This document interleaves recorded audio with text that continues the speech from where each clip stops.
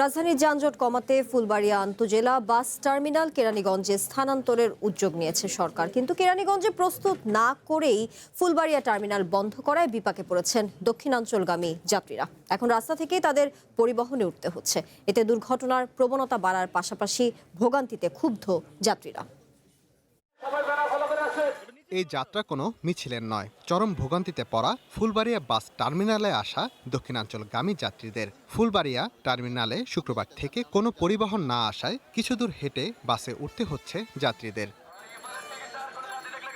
কারো মাথায় ব্যাগ বস্তা, কাঁধে লাগেজ, কোলে শিশু, গাড়িতে উঠতে হাঁটতে হচ্ছে বৃদ্ধদেরও। গুড়ি বৃষ্টির মধ্যে হেঁটে চলেছেন একের পর এক যাত্রী। কেউ জানেন না বাস কোথায়, কাউন্টারের লোকজনের পিছু পিছু হাঁটছেন যাত্রীরা। যানজট কমানোর উদ্যোগকে সাধুবাদ জানালেও অব্যবস্থাপনায় ক্ষুব্ধ যাত্রীরা।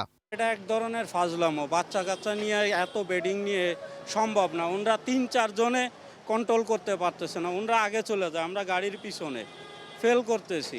আমাদের অসুবিধা হচ্ছে, আমরা যেতে পারছি না, আমরা মহিলা মানুষ। কাউন্টারে এসে টিকিট নিছে, এখন বলতেছে যে আমাদের গাড়ি আছে, ওই পারে আমরা নিয়ে যাবো কতগুলা ব্যাগ, এইগুলা নিয়ে আমি ওই পারে কোন জায়গায় যাব। যত্রতত্রভাবে ওঠানামা, এটা তো খুবই কষ্টকর ব্যাপার এবং এটাতে দুর্ঘটনার অবস্থা বেশিই হবে। আমাদের দাবি যে আমাদের একটা নির্দিষ্ট কাউন্টার দিক, আমাদের লোকজন যেন সঠিকভাবে যাতায়াত করতে পারে। কেরানীগঞ্জ টার্মিনাল প্রস্তুত না করে ফুলবাড়িয়া টার্মিনাল বন্ধ করে দেয় এই দুর্ভোগ বলে জানান পরিবহন শ্রমিকরা। কোনো ব্যবস্থা না করে টার্মিনাল সরাই দিচ্ছে এখান থেকে। কেরানীগঞ্জে যাওয়ার কথা, কিন্তু সেখানে এখন পর্যন্ত কোনো কাজ কাম হয় নাই। যাত্রীগুলো একদম ফ্লাইওভারের ওই গোড়ায় যখন গাড়িগুলো উঠে ওই জায়গায়, তা এখন বৃদ্ধ, শিশু, অসুস্থ মহিলা যারা আছে, তো এদেরকে নিয়ে আমাদের আসলে এখন একটা বড় বিপদ হয়ে গেছে। দুইটা রোড ক্রস করে যাত্রী এই পর্যন্ত আনতে অনেক কষ্ট, আমাদেরও কষ্ট, যাত্রীদেরও কষ্ট।